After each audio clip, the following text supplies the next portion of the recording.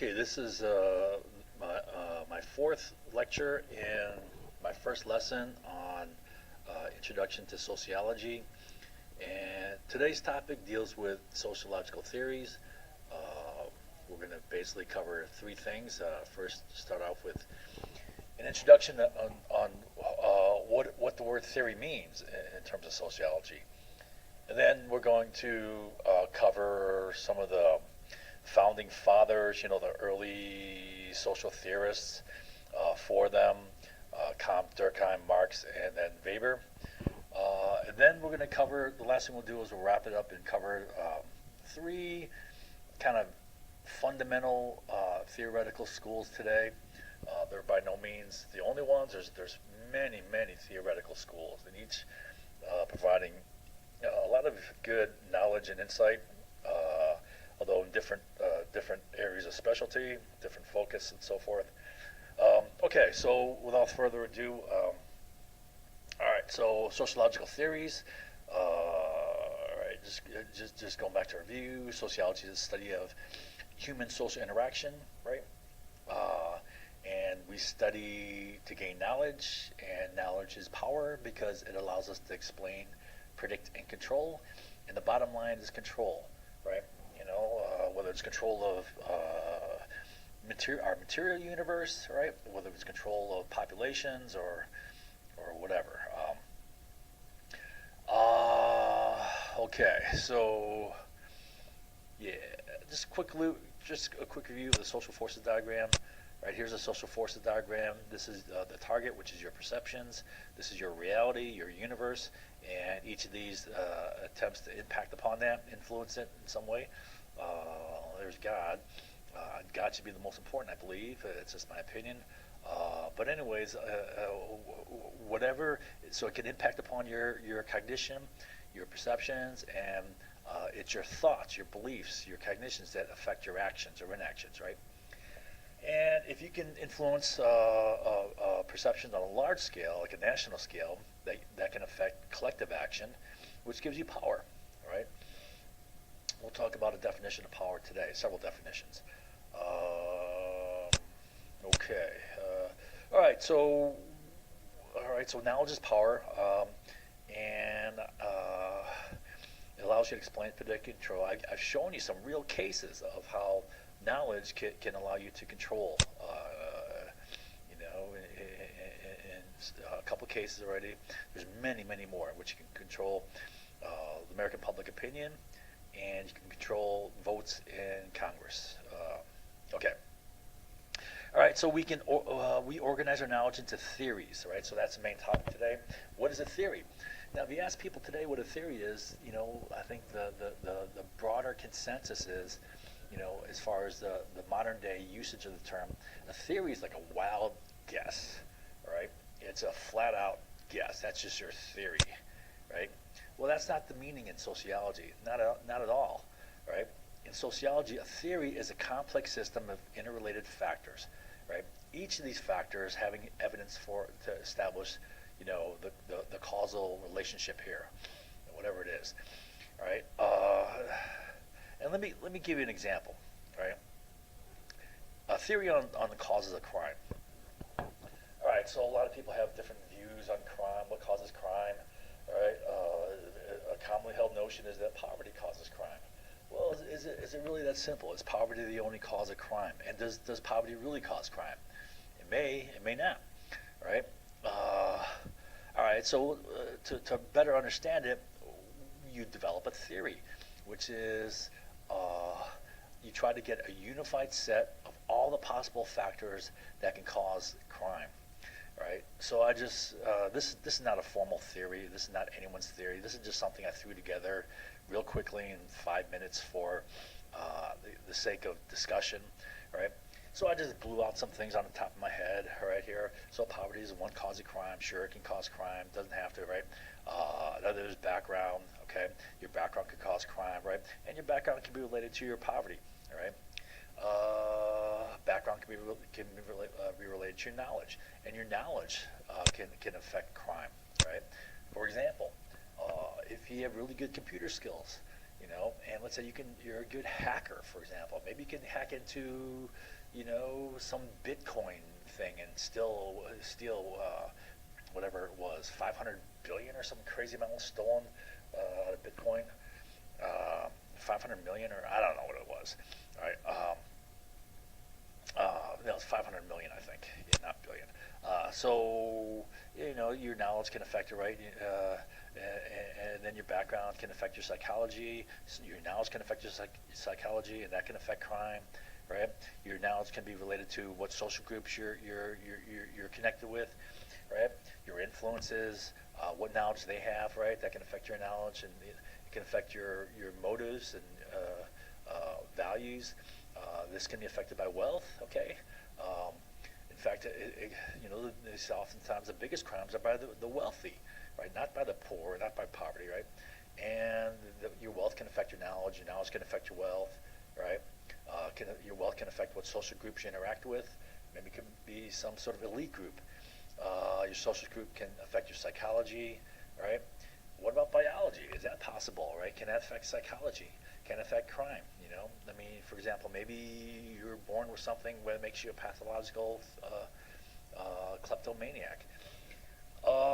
So geography perhaps can affect crime, right? You're in a crime-ridden area, right? There's a lot of crime in a neighborhood, for example, and that geography can also affect poverty, right? And the economy can affect crime. If the economy is really bad for a long period of time, maybe people turn to crime. Economy can affect the geography. And the economics can affect opportunity. For example, let's say the economy is going through a big downturn, and revenues or tax revenues or whatever is down, and municipalities have to tighten the belt a little bit and cut budgets, and maybe they make a cut in the police force. Maybe they cut manning. So with less manpower in the police force, there's increased opportunity for crime. For example, subcultures. Gangs or more elite groups. Okay, so each of these can affect crime, and it's a lot more complex than this, a single factor. But like I told you before, people tend to fall back upon single factor analysis. They may say, no, my thought process is far more complex. But, in most cases, people fall upon one causal factor, the one that stands out the most for them. All right. So, let's see here. A theory is not a guess, right? Each of these have some sort of basis for it. For example, if you want to have a credible theory, you have to do research in each one of these factors to see whether or not each factor is really having an effect. So what you do is you take one at a time. Poverty affects crime, or you take background for affects crime, whatever. Let's say we start off with poverty affecting crime. You have to study it and find evidence that supports this. So what you do first is you develop a hypothesis, which is an educated guess. It comes in the form of a cause and effect relationship.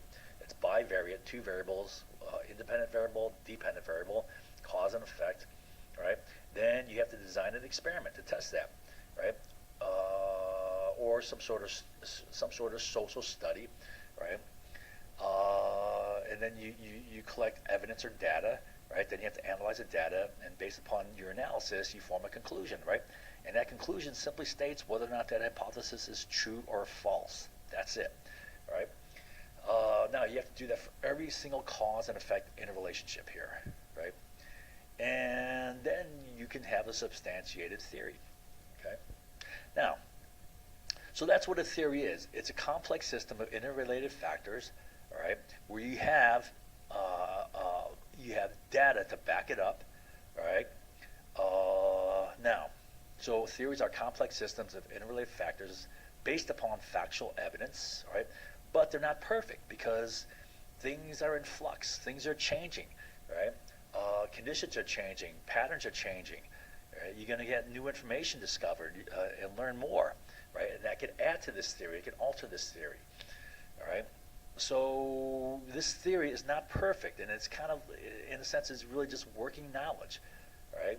It's a work in progress, And still, theories are good enough to build what? Supercomputers, build bridges and skyscrapers, good enough to build the technology to put men on the moon, good enough to control populations, as I've shown you, good enough to build empires. All right. So our knowledge is based in theory, right? It is organized into theories. All right. So theories are not wild guesses. I want to get that out of the way right away because that is kind of the popular definition. All right, so now I want to talk about the roots of sociology, the first guys. There's four early social theorists I want to cover. First is a guy named Kant, then a guy named Durkheim, then a guy named Marx. You guys heard of Marx, Karl Marx, famous for communism, and then Max Weber. These two guys are Germans. They actually argued or opposed each other quite a bit. Anyways, at least Weber did. I think Marx came before Weber, and Weber kind of, critiqued him.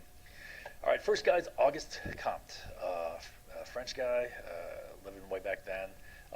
Considered the father of sociology. In fact, he invented the term sociology. And we talked about this term. Ology means to study and study societies, right?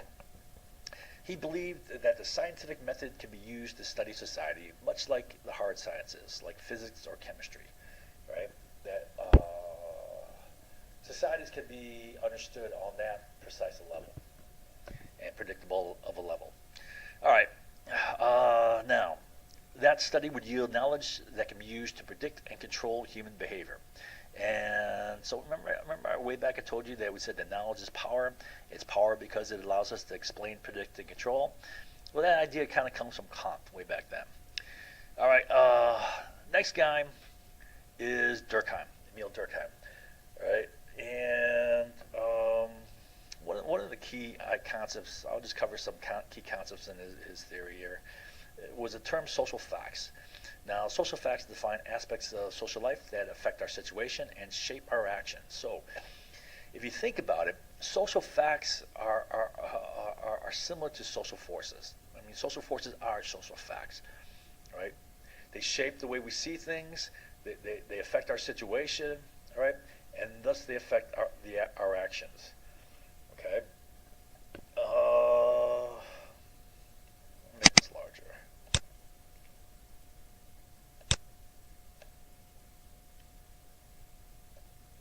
Okay.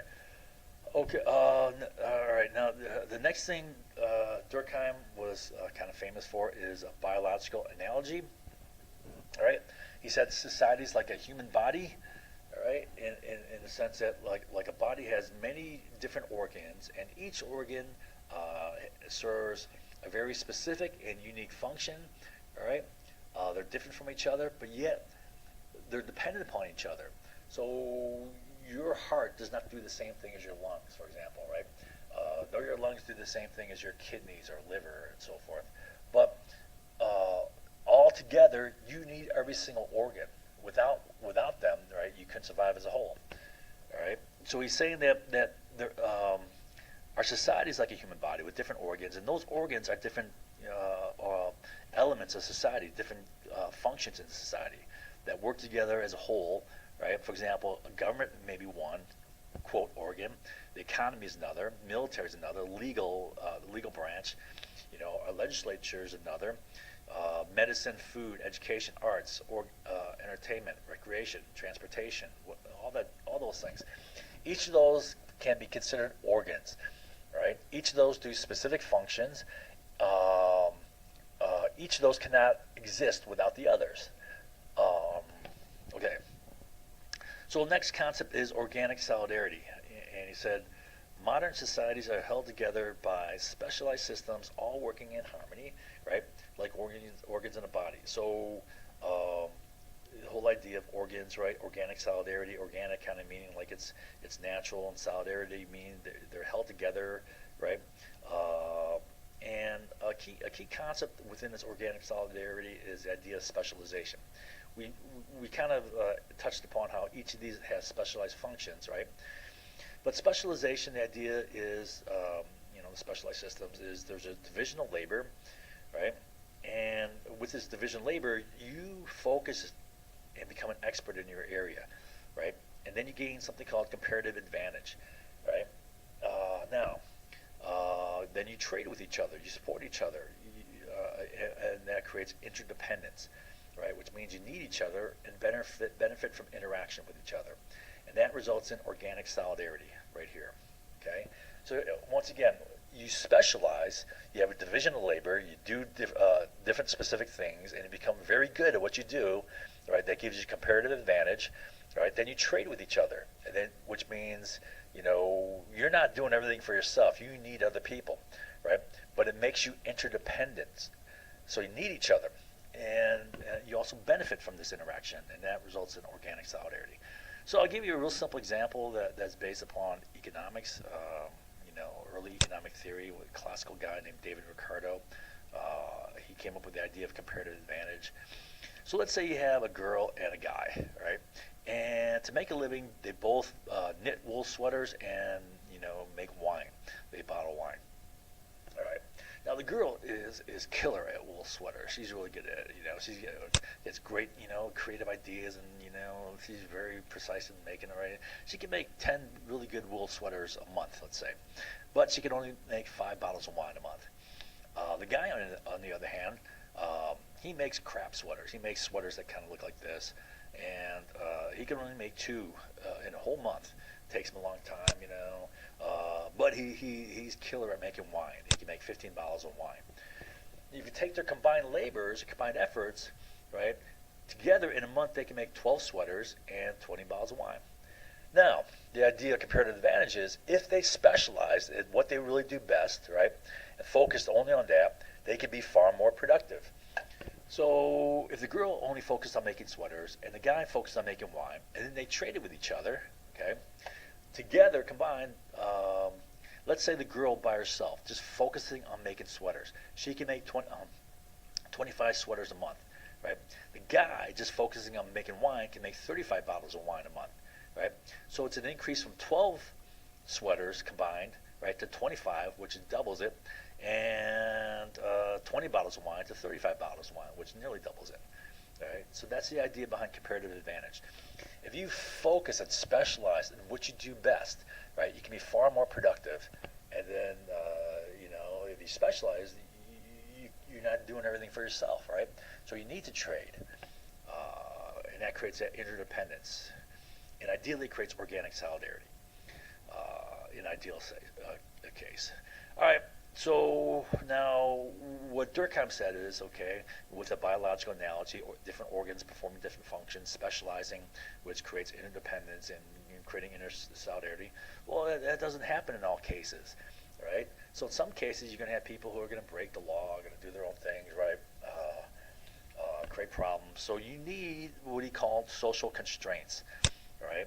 So if they're not internally motivated to go with the program and to cooperate, then you need external constraints to force them. So organic solidarity is an internal desire to work together, get along, trade with one another, be productive, don't break the laws, and so forth, right? But that's not always enough, right? If it's not enough, then there has to be some sort of external constraints or external sanctions, penalties to force conformity, right? Like laws, police, courts, prisons. It could be social pressure. It could be, holding your livelihood or jobs, right? As leverage. It could be gossip networks.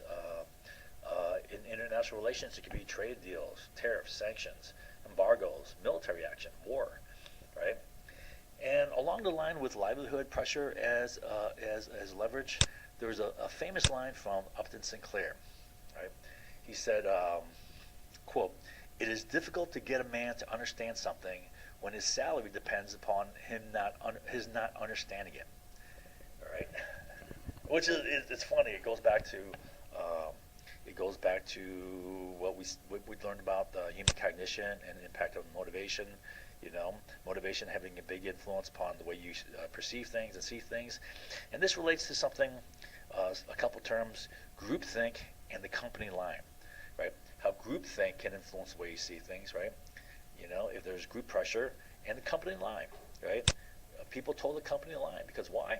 They want to get along within their company. They don't want to get fired, right?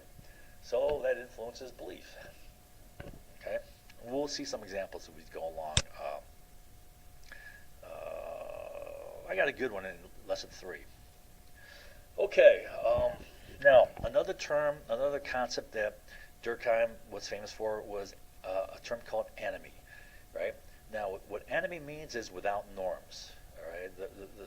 The prefix a means without, and nomi comes from norm. So a nomi is without norms, right? And without norms, that results in a feeling of aimlessness and despair caused by modern social life, which brought a breakdown of traditional norms and values. All right, it's a big mouthful. I'll try to explain that in a second here. The main idea of anomie is change in social and cultural norms cannot keep pace with the rapid and intense changes of modern life, causing a breakdown in values and meaning in individual lives. All right, so the idea is this. Durkheim, all right, was writing in the like the later part of the 19th century. And in the later part of the 19th century, there's still rapid change going on. It's still fairly early Industrial Revolution, and the Industrial Revolution, I guess, represented a significant, a profound change in means of production, right? From hand-produced things to machine-produced things. And that had a huge impact upon social organization, you know.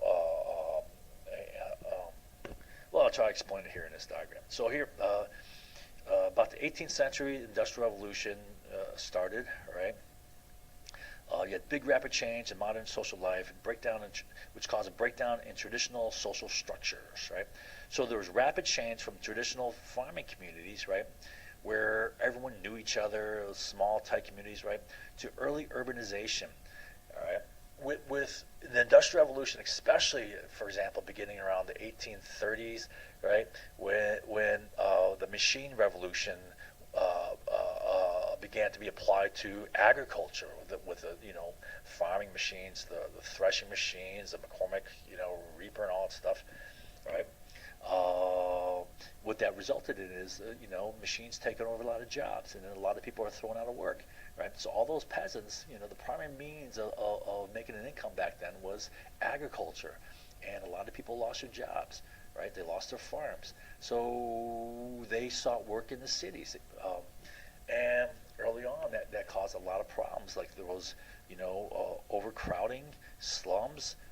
People, even though you live in overcrowded slums, they live in isolation. They don't know each other, right? They're not tight communities. There's poor housing. There's shortages of housing. There's poor sanitary conditions. I mean, horrible sanitary conditions. Poor jobs, low wages, poor health care, on and on and on. Poor social support systems. So here's a term which came from Hobbes. Life back then could have been, really nasty, brutish, and short. Now, I have to admit this is kind of a misquote because what Hobbes meant by this was different from just the base meaning here. But the base meaning here, matches the conditions. So this resulted in a breakdown in traditional norms and values, right? And that's anomie. Okay. Now, once you have breakdown in norms and values, you have a loss of moral guidance, right? And that leads to increased crime and deviance, according to Durkheim, right? But increased crime and deviance and loss of moral guidance, both of these result in breakdown of organic solidarity. Kind of fraying society at the edges. All right. Durkheim also focused on the lack of structure and direction, creating a feeling of aimlessness and despair, which led to increased suicide. That's another thing that Durkheim studied, was the suicide rate. Now, Durkheim was like Kant, who believed that sociology can be studied, on par with the physical sciences. Right? So they both believe that. All right, next thing I want to talk about is Karl Marx. All right, Marx is famous for his, communism, right? But let's see what he has to say, and let's try to keep an open mind. All right. Again, I don't know if we ran across the term, but I gave, there's a term called eclectic, right? Oh, I did teach you that early on, first lesson. And what that means is you take the best things from any source, no matter what source, right? So long as you think if it's valid, right? So let's see if he says anything valid here. Now, Marx was known for the materialistic conception of history.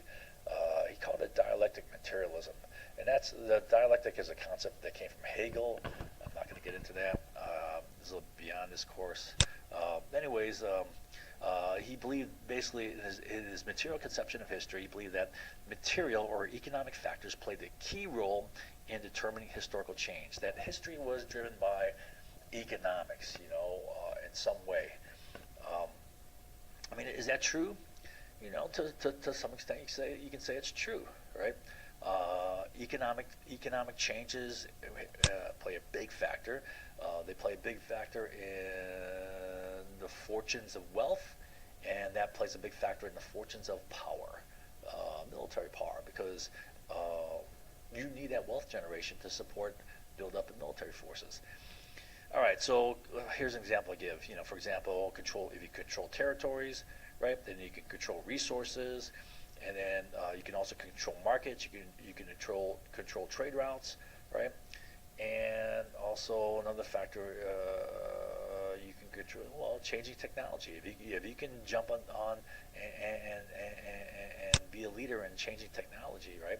Changing technology results in changing products, right? Changing products, new products create new markets, right? Which create new economic opportunities. So can these things cause a rise and fall in empires? Absolutely, right? This is wealth and power. And does that change history? Absolutely. So there's something to this, all right? Now, the next thing Marx says, and you got to keep in mind, Marx is, he lived between 1818 and 1883, so he'll smack dab in the middle of the 19th century, right? When that's pretty much early industrial revolution, right? The greatest growing pains during the time of the industrial revolution, the change, right? So he could have been overly influenced by that. We'll keep that in the back of our minds. All right, he talked about class conflict under capitalism will become the most important social relationship, right? And he believed there's only two classes. There's the capitalists and everyone else. Everyone else were the proletariat, the workers, right? So what is a capitalist, right? Well, capitalists are the owners of capital. What is capital? Capital represents the means of production, right? It's factories, it's machines, it's raw materials, it's shipping, it's money. And really it comes down to money and banks, because all of these things can be purchased with money. Money is a universal exchange commodity, right? So you can get all this stuff with money. All right. So capitalists, therefore, are the owners of factories, shipping, wealth, banks, right? They're the owners of the means of production. We said capital is the means of production. Well, they're owners of the means of production. All right, so they're the owners of capital, and here's an example. Here's a factory. These guys are all the workers, all right? Here's the capitalist who owns a factory and who pays these guys, and he can, on a good condition for him, ideal condition for him, if he has a monopoly, he can, decide on what to pay these guys, and put a squeeze on them. All right. So the owners of capital become the ruling class, while workers are exploited for their labor. Right, that's according to Marx, right?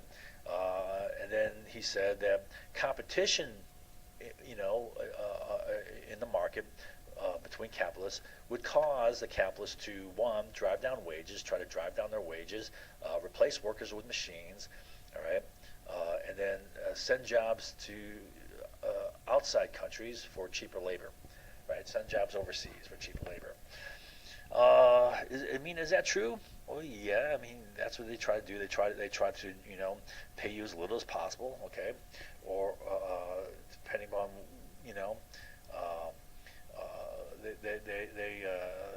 they try to replace workers with machines. Machines are more reliable. Machines often, make a better product and less error and so forth, right? Machines are cheaper in the long run, So this is happening, right? But also, this is too simplistic. And I don't want to get in a huge discussion here on all the reasons why it's too simplistic, right? But I'll just give you an example, right? Uh, uh, he says there the capitalists will drive down your wages, but at the same time, especially in modern, economics, maybe not so much back then when you had, basic, simple manual labor. Maybe not so much back then. Maybe Marx was more, more true back then. But, today, do you have some choice in your wages? Can you set your wages? You can to a certain extent, right? You can do a good job, get a raise and so forth, right? But the biggest way to control your wages is by controlling your skills, right? And to get skills, you have to go to school. So if you get skills that are both valuable and rare, the more valuable your skills are and the more rare, right, that increases your market power for wages, right? You can demand higher wages. For example, my nephew and niece are doctors now, and as doctors, you get a much higher salary than the average, and the reason why is because they have a rare skill set, and they have a skill set that is not easy to acquire. It takes a lot of effort, a lot of work, and some smarts, but you can control that if you put in the effort, put in the sweat, what they call sweat equity, whatever. All right, so another example is why it's too simplistic. Well, entrepreneurs and innovators are a huge part of our economy, are a huge part in driving new innovations in whatever, new innovations in production, new innovations in distribution, new innovations in products and technology. All right, and they're not necessarily fat cat capitalists, right? In the sense of rich owners of the means of production. For example, in today's modern computer, era, some major game changers have been like, Steve Jobs, Bill Gates, Elon Musk, Mark Zuckerberg, right? Look at Jobs and Gates. These guys started off in their garages, building computers. So the idea here is, as knowledge advances, as technology advances, right? If you create a new technology, you can create a new product. If you create a new product, you create a new market. All right. Now, it's not a zero-sum game like it used to be. For example, the old way of gaining, domination within a market, you'd have to either conquer it with military force, right? Conquer some territory that's going to be a market, conquer a trade route. That's one of the big reasons for the Crusades, for example. I think a lot of people think it was for religion. A big reason for that, maybe the primary reason for that, was really control of trade routes in the Middle East, which was the link between the China Silk Road and Europe. You aggressively underprice your competition out of business. So, one way of dominating a market is to conquer it militarily. Another way is to aggressively underprice your competition, drive them out of business. Then you set up a monopoly. That's essentially what Rockefeller did to establish, Standard Oil as a monopoly. He cleverly consolidated resources, right, and used them to subsidize underpricing in a certain market to drive out competition. Once he drove out competition, he has monopoly control of that area, right? Then he has access. He can drive up prices, gaining excess profits, and he uses those profits to subsidize underpricing in another area, and he keeps expanding his monopoly control. It's not one that complicated. All right, so now what Marx says, he says, eventually the workers would overthrow the system and replace capitalism with a system of far greater equality and communal ownership. Right, that's where you get communism. So communal means these guys become the workers and owners. Right, so here you have the owner, the capitalist, right? You have the workers, right? Well, these guys are the worker owners. Okay. Wasn't that simple though, right? And when you have communal control, that requires centralized planning, right? And Centralized planning is not driven by market forces, less driven by market forces, is inefficient, it's low incentive, right? It's non-innovative, right? Doesn't drive innovations, it has low individual incentive, right? A lot of times people are driven by profit incentive, it's just the way it is, right? There's much waste, especially waste of human talents and abilities, and therefore it's less productive, right? Let me give you an example. A central tenet of Marxism, communism, well, Marx said this. He said, each according to his ability, each according to his need. And what he meant by that is, he said, everyone works as hard as they can based upon their ability, and everyone takes only as much as they need. All right. Now that's an ideal, right? But if you look at, does that really jive with human nature, right? Is that what humans are going to do? Humans are pretty self-serving, right? They're going to take as much as they can and work as little as possible, right? And if you set it so that you're only going to get the same thing no matter how hard you work, well, people are going to work as little as possible, right? They're not going to be driven. It's not going to drive incentive. It's not going to drive human productivity, right? It's going to be a waste of human talents and abilities, all right? It's not an optimal usage of their abilities. So this is an example of an ideology. An ideology is a system of ideas and ideals, especially one that forms the basis of economic and political theory and policy, right? So, a capitalist, market-driven economy, with private enterprise, increases individual incentive, right? Because now you have the profit motive, okay? And also, you don't have that centralized planning. You have more diffuse individual planning, right? So you have planning, not like top-heavy planning, which cannot see all possible contingencies, right? But you have planning throughout different levels, right? Where you have increased human effort, you have ideally more competition, right? Which is ideal because you don't always get that in capitalism. You can have, like I told you here, you can have aggressive underpricing to drive out competition, and then establishment of monopolies, which then results in inefficiencies. Greater efficiency, increased quality and innovation, more productive. You have economic growth, right? And an ideological term that kind of summarizes this is enlightened self-interest. An example of enlightened self-interest is, let's say,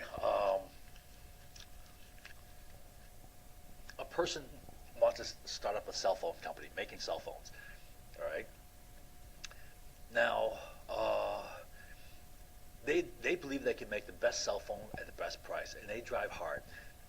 Try to come up with new innovative technology, a new product, better materials, better material quality. Maybe they try to develop better material production processes and then streams of resources, more efficient, cheaper, and better quality of resources, and to make a better product. Now, their interest is not to make a better product for the population. Their interest is to make a better product so that they can get more sales and then get more wealthy, right? So they're driven by self-interest, but as a result, a better product is made for a cheaper price, so you get a better product at a lower price, and then it's enlightened. That's the idea. People are being more productive. So by following their self-interest, they're helping society as far as material productivity. All right, and this can lead to an idea of laissez-faire. Well, just let the market be, right? It'll be driven by people trying to do things for themselves selfishly, but it'll have a benefit for the greater masses, right? Great idea, but is the pursuit of self-interest always enlightened, right? Or can it be destructive and even self-defeating?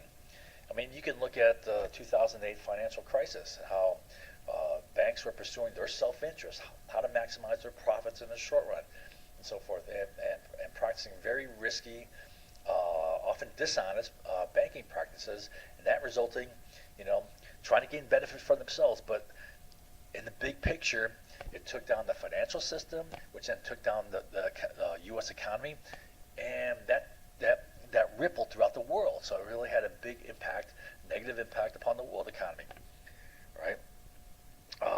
So pure laissez-faire, right?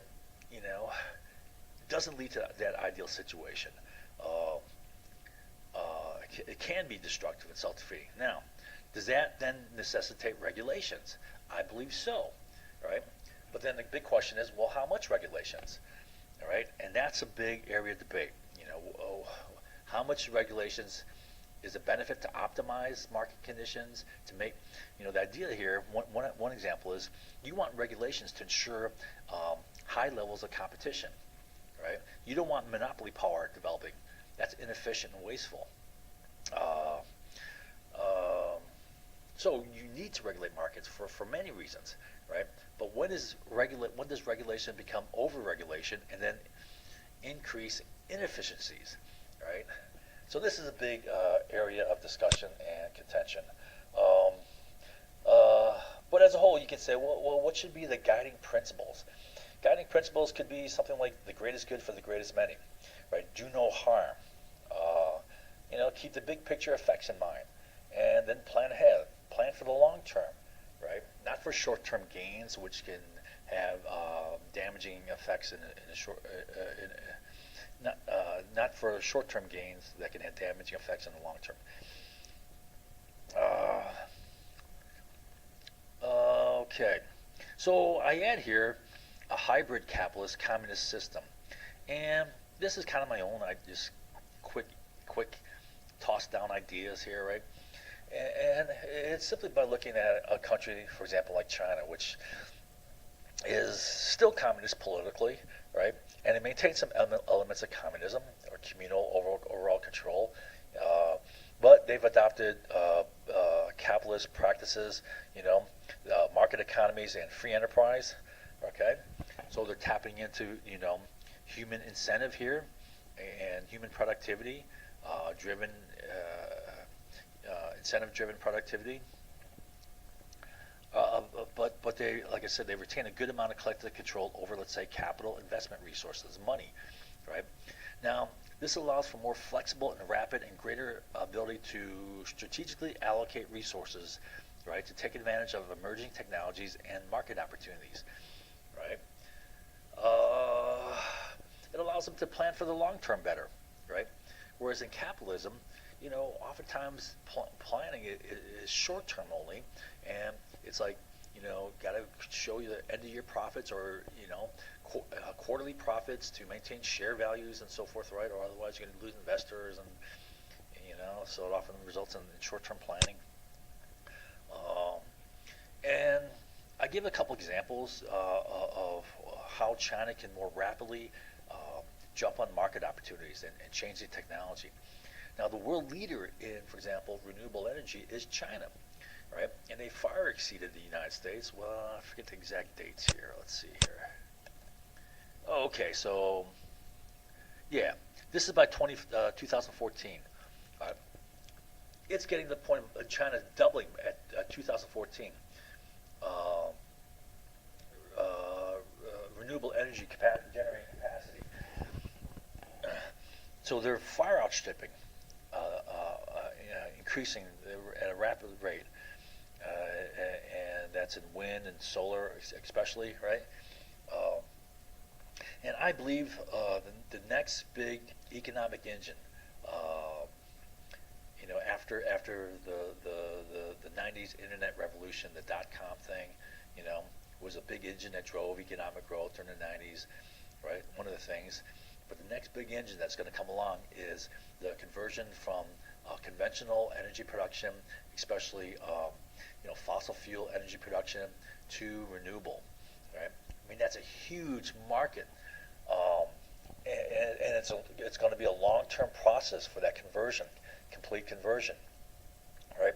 And that's going to be a big economic driver, a big economic engine, and it's going to be driven by price as technologies improve, as material processing production processes improve, as volume increases, as supply chains improve, and so forth. Prices are going to fall, and as prices fall, already solar power is the cheapest by far, right? As it falls even further, um, compared to, let's say, natural gas or coal or oil, energy production, right? This is going to drive the conversion. All right. So another area where I see where China has a distinct advantage is collective uh, uh, resources being invested in transportation infrastructure, increasing international trade, and the development of emerging markets. Right. So China is developing a Silk Road, and what's this called? Silk Highway or something like that. Basically, it's sea routes and train land routes. All right. Now, traditionally, sea routes are a lot cheaper. It used to be that transportation by sea was 3 times cheaper than transportation across land by rail, right? But all this is important to China because what they're doing is that it's not just about transportation.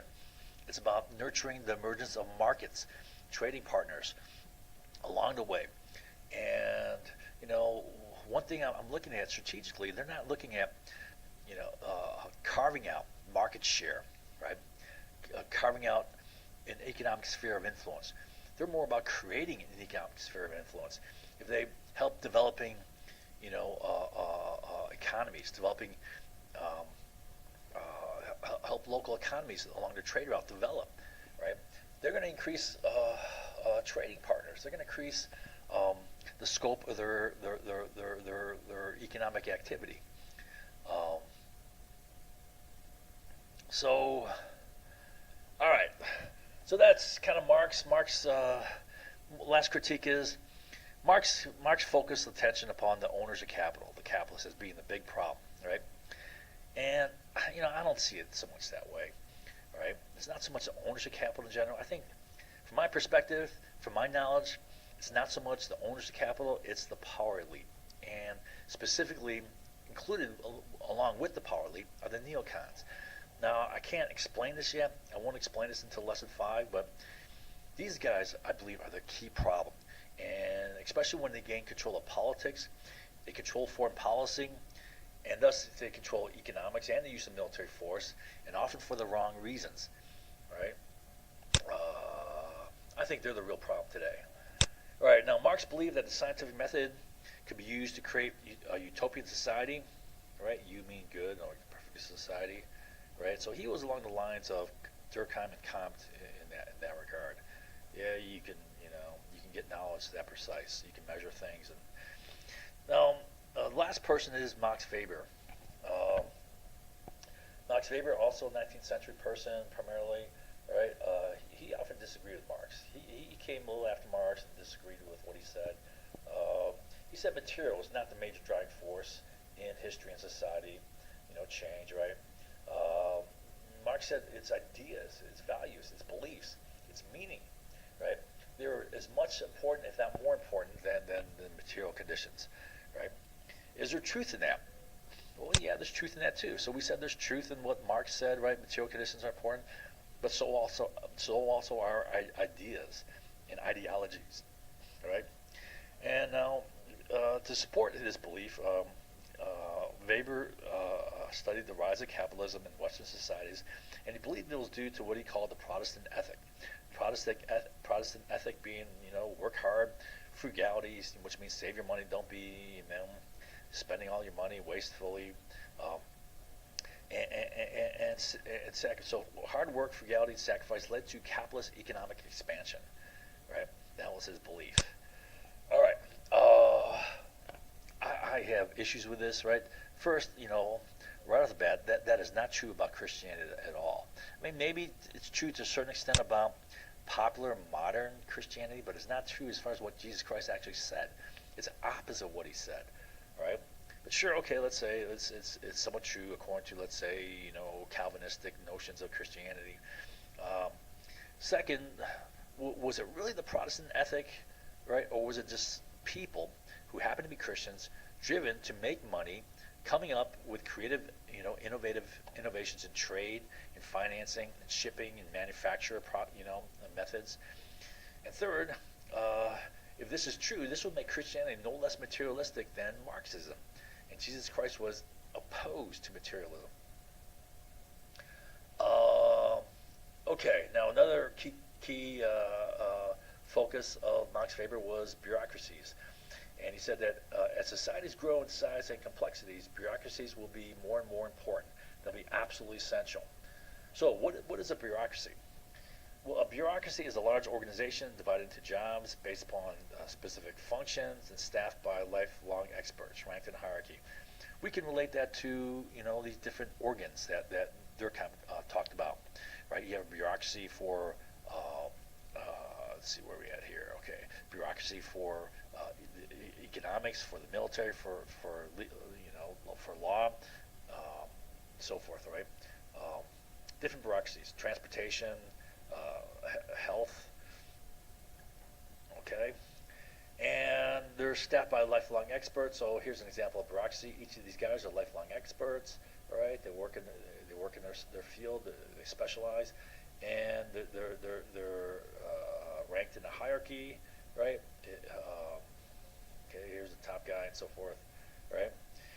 Now, a bureaucrat is a non-elected government official who's a lifelong expert, lifelong public servant, a specialist who is an expert in a certain function, whether it be economics, military, transportation, could be, diplomacy, State Department, whatever, commerce, education, medicine.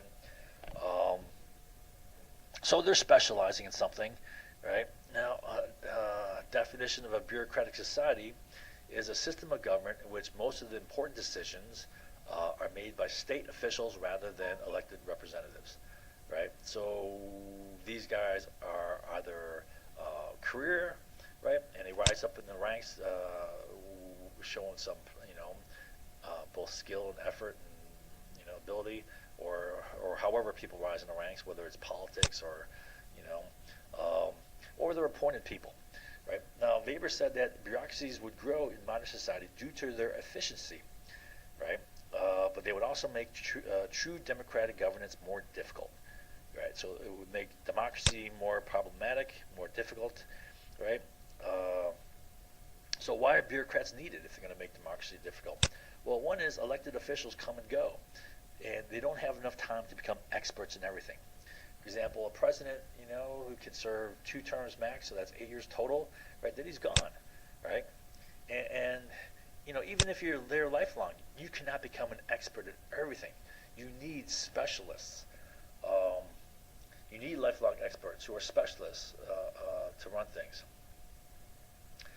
Now, how can bureaucracies undermine democracy? Well, the key thing is they're not elected, yet they determine important public policies and control collective resources, right? Now, you could say most bureaucrats are probably good public servants, right? They're there to do a job. Maybe to some extent they're very much interested in doing a good job for the country, right? Doing a good job for whoever they're working for, right? You could say that maybe they're driven by promotion, but it's kind of like enlightened self-interest. Even though they're driven by promotion, they're going to do a good job because that gets them promotion, right? But at the same time, so most bureaucrats can be good public servants having benefit for the country, but at the same time, bureaucrats can also hijack U.S. policy. Remember General Wesley Clark in his speech in California, where he's talking about how the neocons, he said, basically hijacked U.S. foreign policy, and he called it a policy coup, right? Well, it was, right? Some examples are the Iraq War, right, where these guys basically hijacked American foreign policy. They manipulated the whole country into a war, right? So here's a group of guys, the bureaucrats, right? Not elected, right? We didn't put these guys in office. Same with Gulf of Tonkin. The key people who got us into the Gulf of Tonkin War. Key guys there's McGeorge Bundy. Here's his brother William Bundy. They kind of look alike, actually, right? And the key player, I believe, in the whole thing was Averell Harriman, right? Anyways, these guys, George Bundy, William Bundy, McCone, Director C.I. Rusk, McNamara, right, and the chief guy, I believe, was Averill Harriman. They got us into the Vietnam War, right? Were they elected? No, they're bureaucrats, right? They gain key positions of power, right? And they formulate policy. So those guys are a threat to democracy, right? All right. Now, last thing about Weber, he was far more hesitant than Durkheim and Marx in claiming that sociology can be studied on the level of a natural science, right? I kind of agree with him. I do believe that you can gain knowledge, which you can have pretty solid cause and effect control over a population, right? You know what's going to happen. But as far as, overall studying it, it's a lot more difficult than a physical science like chemistry, where you can measure things, or physics, it's more complicated as far as actual measurement of things. Okay, so the last section I'll talk about in this lesson are the 3 sociological theories, right? And like I said before, these are not by far the only 3 theories. There's many, many sociological theories, and we'll cover several more in this course, right? But these are the 3 fundamental basic ones, right? So they are symbolic interaction is the first one.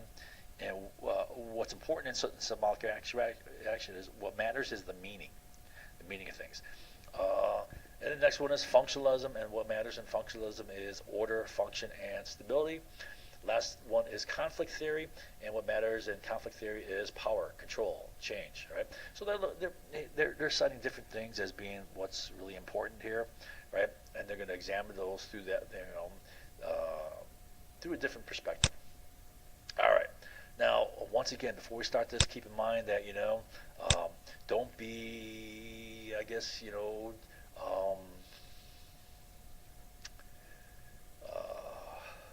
keep an open mind, be eclectic. Take the best from each one of them.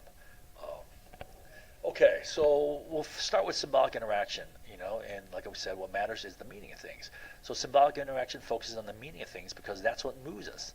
What means to us is what moves us. Right, or doesn't move us. And meaning can change. For example, the changing perceptions toward, let's say, homosexuality, right? Now, today, homosexuals are viewed a lot different than they're viewed 100 years ago. I mean, going back just to World War II, for example, in some places there were laws against homosexuality. If you were, caught and engaged in some homosexual act, you can be thrown in jail, right? And very few people came out of the closet because it was just so looked down upon. Now, with changing attitudes, changing understanding of the biological basis of homosexuality, there's more acceptance. So views could change, right? And that changes our actions, and meanings can be manipulated.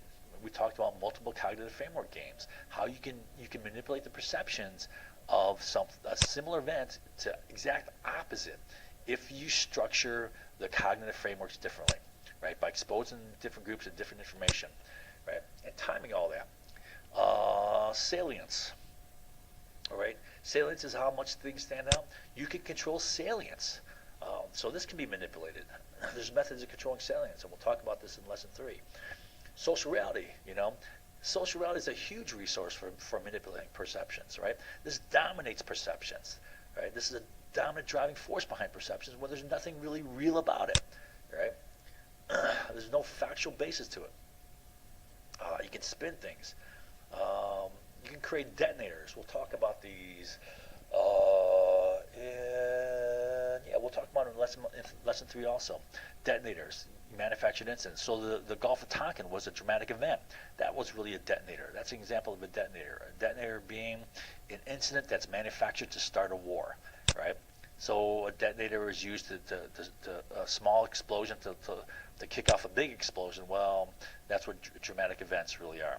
If the big explosion's a war, the little explosion is a dramatic event to get it kicked off.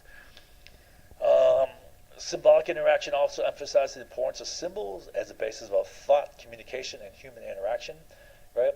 We interact symbolically. We communicate symbolically, and we think symbolically, right? explain that in a second.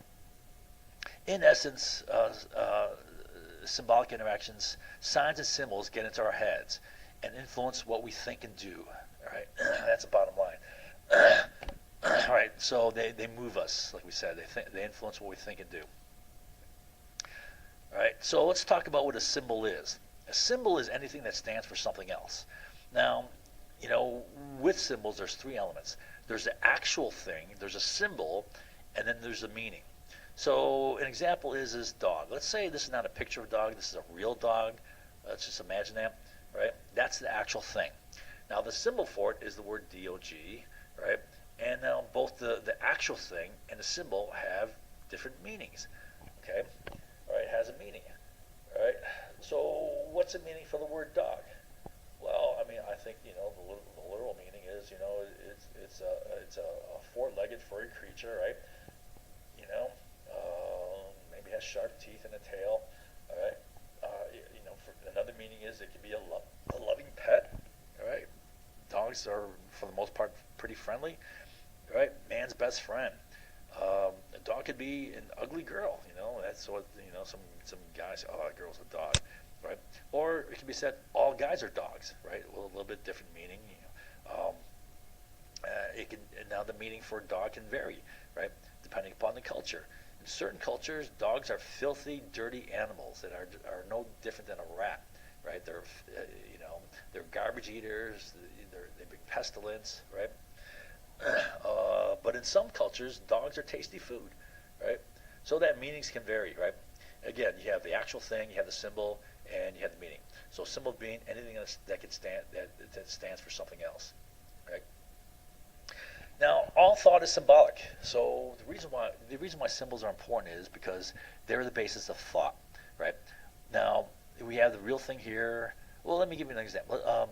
I used to like working for Habitat for Humanity, all right? And I just love pounding nails. That was fun. I mean, I don't think I can do it for a job. I would get sick of it, pretty bored of it. But, every now and then, as like a hobby, just go out and pound nails. To me, it was like hitting golf balls. It was fun.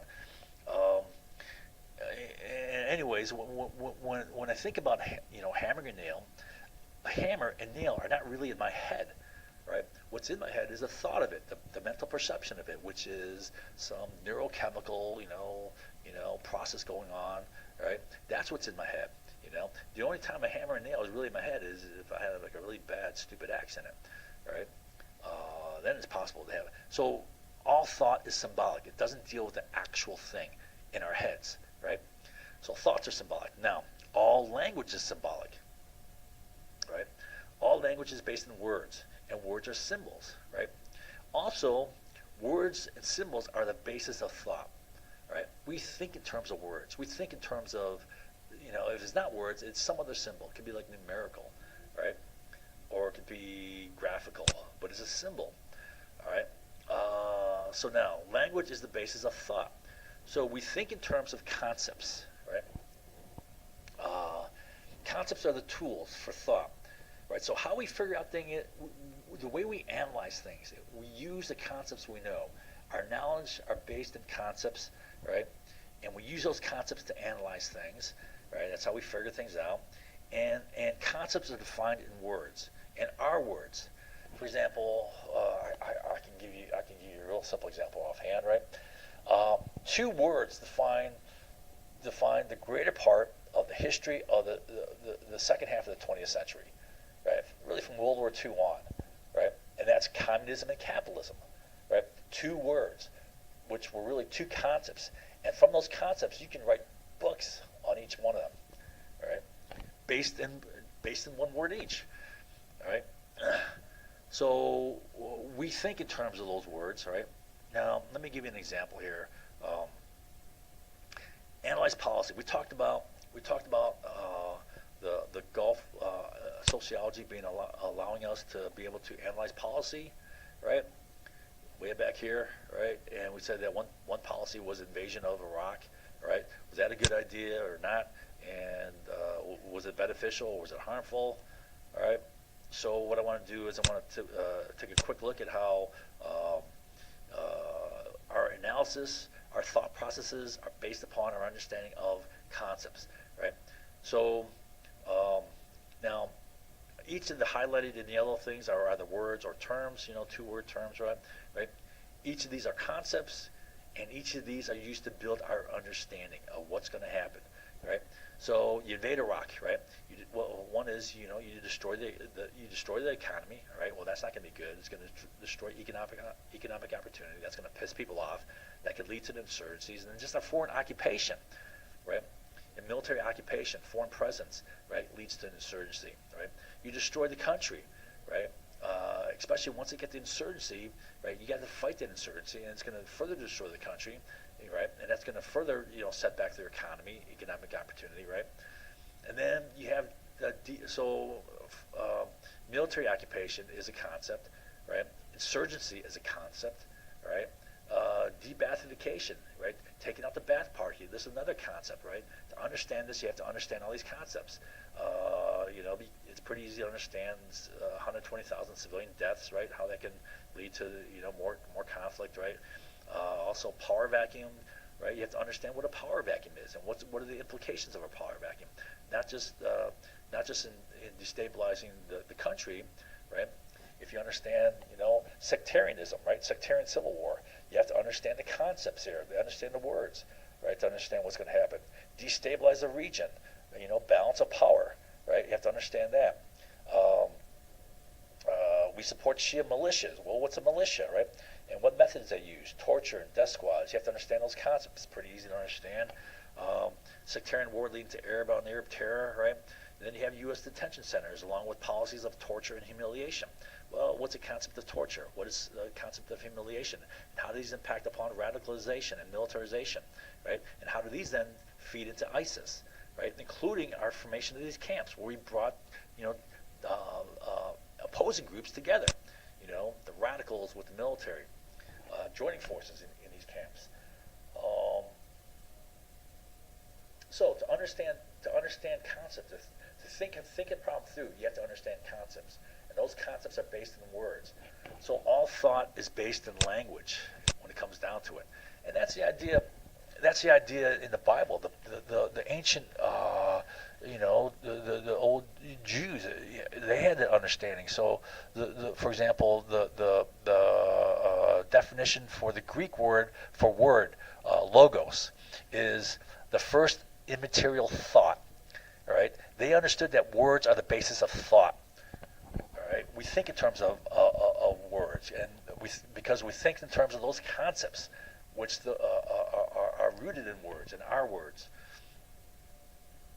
Okay, so all right, so it's how language is the basis of thought, but also another example of how language is the basis of thought is how language can be the basis of erroneous thought, overly simplistic, ridiculous thought. And we talked about one-word reality. Now these are based in a word. People kind of have an idea of unreal, or crazy, or conspiracy theory, right? Now no matter how factless and unintelligent they are, they become the basis of belief, right? They're grossly oversimplistic. They're pejorative, pre-manufactured, baseless things, but that defines, a person's belief. One word replaces all the facts and evidence. In some, we think in terms of concepts, which are words. It's not just words, however, it can be powerful symbols can be actions, incidents, gestures. It can be images, right? Let's say a U.S. ship attacked in the high seas, or Twin Towers being blown up, or civil rights dogs. Well, I'll show you in a second here. So these are also powerful symbols. They're not just words, right? Words can be powerful, but also the actual symbols, visions, images, right? That's powerful, right? Move people, right? Just like Pearl Harbor, right? Powerful images splashing across the front pages, those dirty Japs, right? Or during the civil rights, one of the most effective methods was peaceful protest, right? Without, with passive resistance, without fighting back, right? This gained a lot of support and sympathy, right? For example, here is a black man. He's fairly well dressed. Looks like he's, I don't know. Well, anyways, and these attack dogs are biting at him, right? He's not even resisting, right? These people being bitten, being beaten, right? Okay.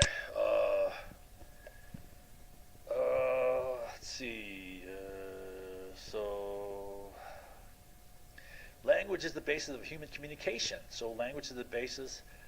All thought is symbolic, right? All language is symbolic. Language is the basis of thought, right? All communication is based on language and interaction. Basis of human communication, interaction, and influence. Therefore, symbols can be used to influence and control people, right? Now, symbols and miscommunication. So you can have miscommunication if you have different symbols in head, right? Remember we talked about multiple cognitive framework game with the Gulf of Tonkin case where different groups had different things planted in their heads, and then when they saw the same incident, they saw it completely differently, right? That resulted in miscommunication. I give kind of like a lighthearted example here. This is based upon Fiddler on the Roof. It was a play, and it's also a movie, right? And there was a scene in which there's two farmers. One farmer is at his home, and another farmer's going to pay him a visit, right? So this guy's going to pay him a visit, and he wants to propose a marriage between his daughter and this guy's son, right? So his daughter and his son, he wants to propose marriage, right? However, this guy hasn't had, right? He thinks he's coming over to sell him his old fat cow or something like that, right? So he's got something else different in his mind, right? So he's going over, and in his mind he says, okay, I want to propose, marry off my daughter to his son.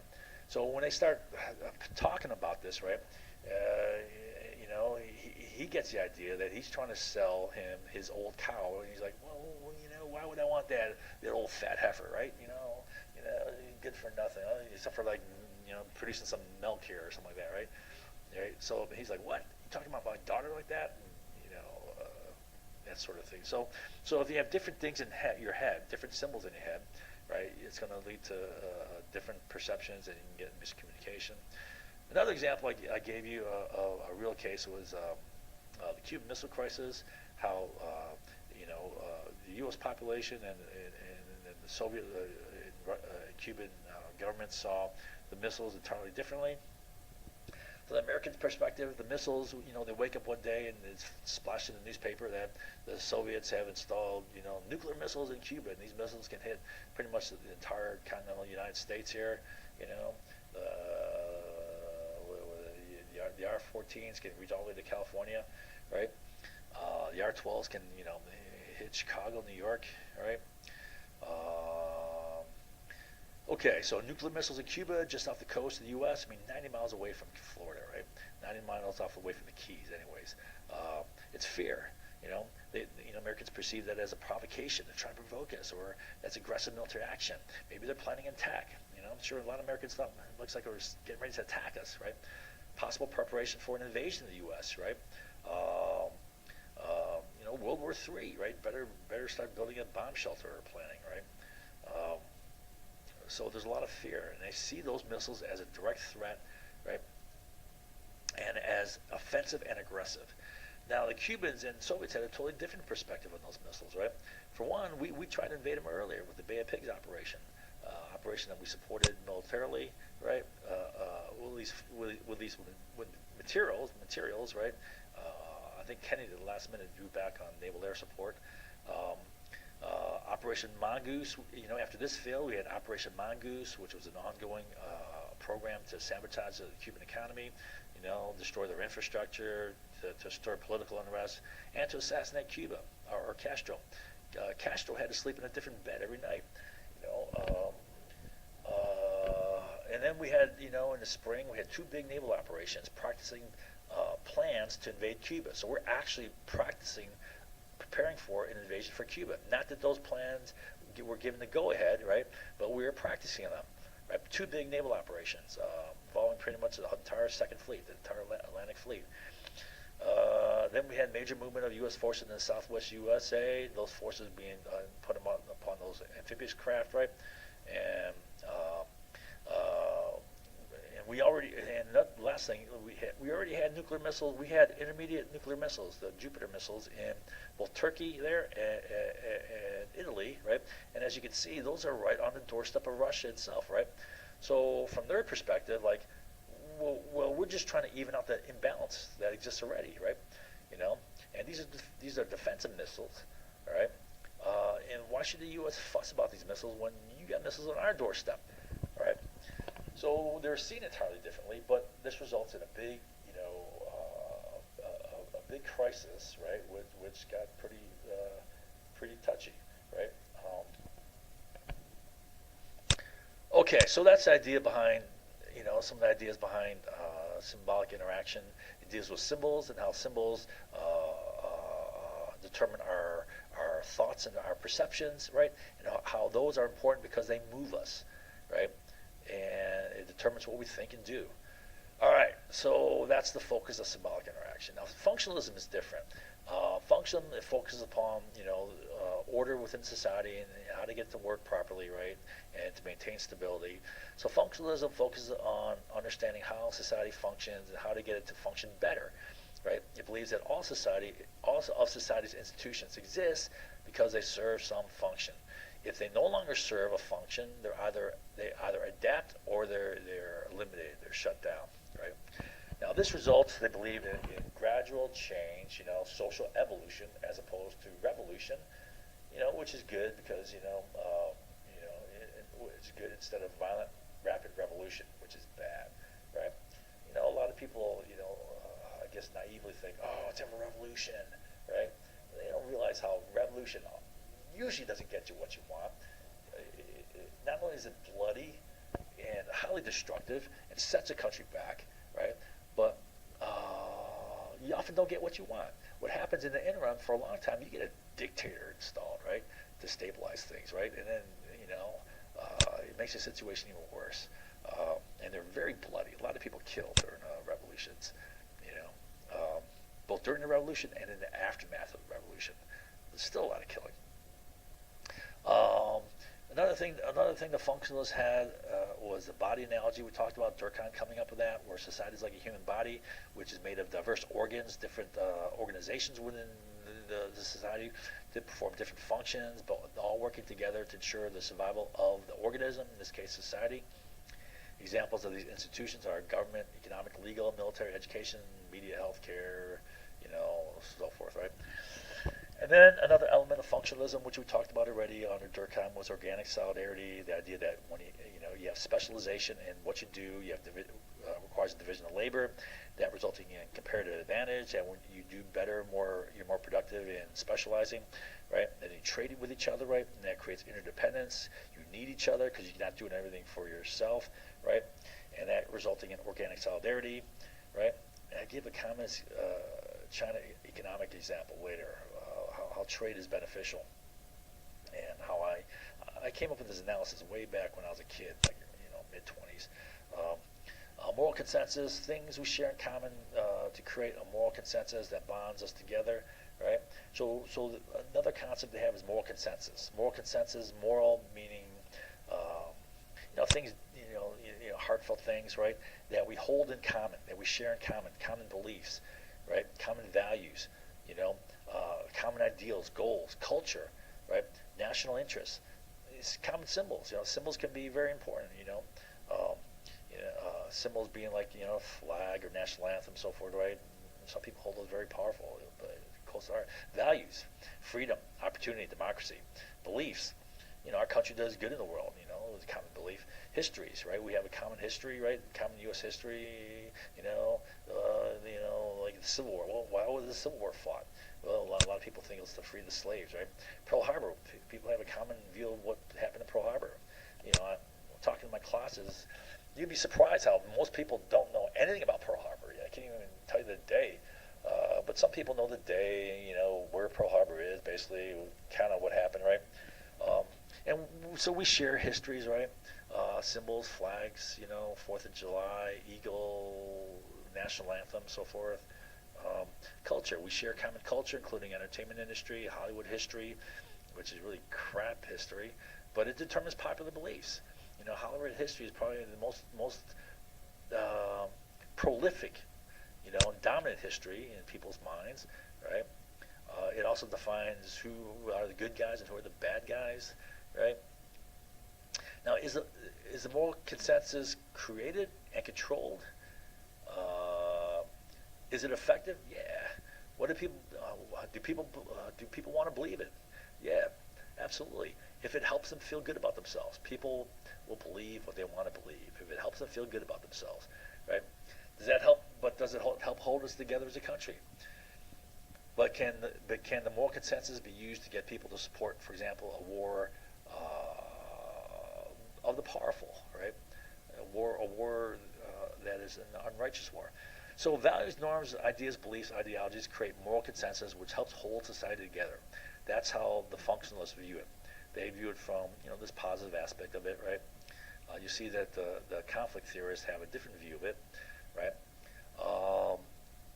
And something that the functionalists hold to is gradual social change. Societies tend toward ordered stability, they believe, right? And this is achieved by organic cohesion and moral consensus. When things aren't functioning well, adaptation occurs to overcome the problems, causing gradual social change. Social change, if too rapid, they believe, is disruptive and harmful. We talked about revolution being harmful, right? Manifest functions versus, so another thing they talk about is manifest functions versus latent functions, right? Manifest functions are things that are obvious, that are easily seen, right? And are both intended and known by the participants in a social activity. Latent functions are underlying consequences of a social activity of which the participants are unaware, all right? So an example is this, right? I think it was Mead who studied this, or Merton or Mead, I can't remember. Anyways, he studied the Hopi Indian rain dance, right? And the manifest function was to get it to rain, right? But he said the real underlying latent function, was to create unity, cohesion, and decrease anxiety and fear. If you think you have some control over the elements, right? That decreases fear that there's going to be a drought, and if you can get it to rain, and then there's it decreases fear that you're going to have starvation, So it builds unity, cohesion. He said that the real underlying latent function was to build more unity, cohesion, and decrease fear. Now you can say something about U.S. history, that the manifest function is to teach us what happened, right? But maybe the latent underlying function is to create allegiance, cohesion, unity, belief in our goodness, make us feel good, and thereby make us easier to manipulate, right? If people are true believer patriots, right, that America is always doing good, then they're tempted to go along with whatever the government's doing, right? Makes us more docile, more malleable. Now, where do we learn our history? So we'll talk about history. Where do we learn our history from? Well, there's really three main sources. One is school, one is media, one is movies, right? Movies is a specific form of media, right? But media, you could say, being like news networks or even history channel programs, right? School is a separate thing, right? Which of these are the most dominant, right? I mean, school history can be, especially if you don't see the significance of why you're studying it, right? And you just have to take the course. God, it can be so mind-numbing and dry and uninteresting, and just it's like pulling teeth, right? It's torture trying to have to memorize this stuff, and you're wondering why? What's the relevance, right? And then you remember nothing about it, right? I mean, I remember getting good grades in classes, A's and B's, and then not remembering a thing. Media, news media will give you a 2-minute little blurb on what happened in news in this date in history and so forth, right? Maybe you're going to get a little bit more detail with a History Channel program, right? But what facts you're really going to take away, and how real detailed are they? How really insightful are these History Channel programs? Now, movies, right? Movies are the most powerful of all these histories, right? Because when these are dry and abstract, especially when you're forced to study something you don't want to study, right? Movies are entertaining. They're dramatic. They have real characters, real people. They're simple. You can identify with them. You can identify with their hopes, their aspirations, their fears, right? You're drawn in by powerful emotions, right? Longings and horror and fear and whatever. And it seems real because it's visual, it's auditory, right? And the biggest thing, it's dramatic, right? It draws you in, right? But Hollywood history is a joke. A lot of our history is fairy tale, right? So we said before in history that history is like a court trial, right? you present your evidence and you state your case. It's against the law in a court trial to manufacture false evidence, right? You can't do that, right? That's lying, right? And at the same time, you cannot conceal evidence. That is equally lying, right? Now, in the history we get in schools, right? Well, they're not going to be manufacturing false evidence. They're not going to be making up stuff because it's too easy to research that. Well, maybe it's not too easy, but you can research that, and you can air that out, and then it discredits the whole thing, right? So, with the history you learn, if it's going to be manipulative, they won't make up things, right? However, you can leave things out. Right? And it's the things that you often leave out, which has a huge impact in distorting the perception of it. And we'll see an example of that with the Pearl Harbor attack, right? How huge things are left out, and it creates a greatly distorted perception of what happened, right? Now, with Hollywood history, not only do they leave out huge chunks of things, they leave out what they want, right? They make up stuff. They flat out make up garbage, right? It's horrible history. Right? It's ridiculous history. It's baseless history. It's crap history, but that's the most powerful, dominant history within our society. Why? Because, like I said, it's dramatic, right? It has a greater impact. And if things are remembered, it's got a greater chance of being remembered, right? Okay. Now, the last theory I want to cover is conflict theory, right? And in conflict theory, what matters is power, control, and change. All right, so it says that society is characterized by a struggle over resources, also the use of power for control, and the use of ideology for control. So it focuses on these three things: struggle over resources, the use of power for control, and the use of ideology for control. Right. So let's talk about resources first. Right, control the resources. What are resources? Well, there's two fundamental types of resources. One is human resources, and the other is material. Other two, human resources, are far more valuable. Right? It's humans who do things. It's humans who create things. It's humans who create ideas. It's humans who get things done. It's humans who do something with these material resources.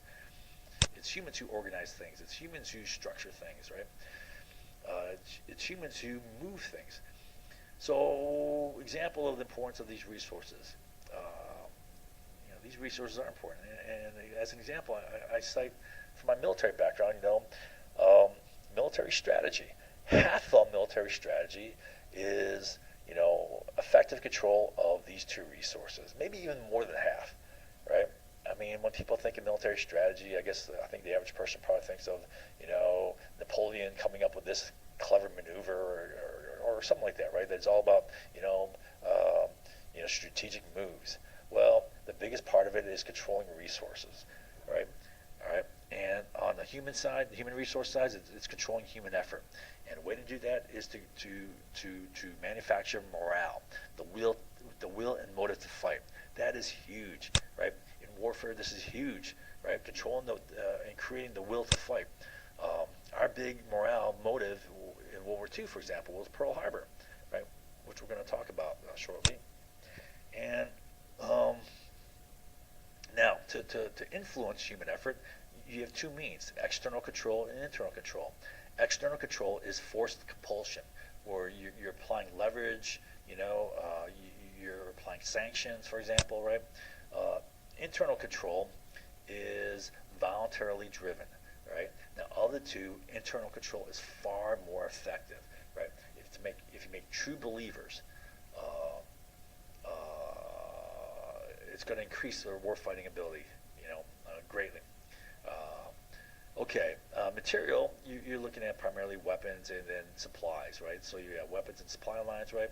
You're going to have to control the production of weapons, the design of weapons, and and then control the flow of weapons, control the flow of fuel, food, money, right? And at the same time, keep them out of your enemy's hands if you can do that. Now, the key material resource, for example, during World War II was oil, right? That was a key reason for the war, right? But it was a key means of winning the war. One of the key means of winning the war was controlling oil, keeping it out of your enemy's hands, right? Now, modern warfare is mechanized machine warfare, right? Without that oil, you shut down. The idea is to increase the will of your people to fight and undermine the will of your enemy, right? That's simple strategy, right? So, given that, was the invasion of Iraq a strategy or was that anti-strategy, right? We increased the will of terrorists, right? We increased the terrorist threat. So it was clearly anti-strategy. Now, Napoleon said that morale is to the material is 3:1. So Napoleon cited the difference here, right? And he said, this is 3 times more important than the material, right? You know, just this is a rough thing, right? That far more important is the human resource, right? And then Clausewitz said the same thing, famous, military theorist. Also Sun Tzu, another famous military theorist. Patton said the same thing, right? He said something like, wars may be fought maybe fought with weapons, but they are won by men, right? Power. Now, another thing that the conflict theorists talk about is power. They focus on, and power is the ability of groups or individuals to make their concerns and interests count, even when others resist, when it's against their interests, right? They don't want it, but if you're able to force it upon others, you have power, right? That's kind of true, right? So power is also the ability to control collective resources, right? Human material resources. If you can control those collective resources, that gives you power, right? And we talked about that when we talked about the social forces. If you can control human resources, move people, right? That'll give you power. Now, what I say is true power. True power is the ability to get others to want what you want. So it's not forcing them. But if you can get them to want what you want, then you control them internally. You motivate them internally, and then they go all out to do what benefits you, right? So this is true power, the ability to get others to want what you want. And they're self-motivated, they're self-driven, right? And they go the extra mile, right? Ideology. The ideas of the powerful are used to get the masses to buy into their policies and actions. Ideology is internal control. If ideology fails, force is always an option, which is an external control. So you try to get them to buy in, you try to get them internally motivated with ideology, but if that fails, you fall back on external control. All right, that's the idea. All right, so values and norms, ideas, beliefs, ideologies are used to control the public, the masses. Right, so in functionalism, they believe that values, norms, ideas, beliefs, ideologies create moral consensus, which help hold society together, creates unity. We said that the conflicts have a different view of it. They say that the same values, norms, ideas, beliefs, and ideologies are used to control the public. Now, which one is true, right? Or are they both true, right? Actually, I believe they're both true. These can hold the public, they can hold society together. But at the same time, they can make society more susceptible to manipulation, right? Make them into true believers, which are easy to manipulate. What's key? What are some key ideologies in the U.S.? Well, freedom is one, right? Freedom is a good thing, right? But is it also a powerful emotional thing, right? Powerfully impacts upon people's minds, and can it be used manipulatively? For example, George Bush said that the terrorists attacked us because they hate our freedom. He literally said that, and you know what? That's sold. All right, think they're attacking our freedom. Democracy. We cherish democracy, but do we really have democracy in a lot of cases, right? Have I shown you how democracies can be manipulated, how elections can be manipulated, right? And we'll examine democracy in the U.S. and we'll examine that. When do we examine that? When we get the government, yeah. Right, that's lesson 7, I believe. Right. All right. But it's not just ideology that can be used to manipulate people. It's all the crap that we're raised to believe, and it effectively controls. It controls us because it controls us to the extent it makes us feel good, right? And it helps us believe what we want to believe. All right. We'll stop there. Now, the next lesson is going to be a study of the Pearl Harbor attack, and it's basically critique of U.S. history, right? And how history, the history that we're taught can be far, far from true. All right. So that's it for this lesson.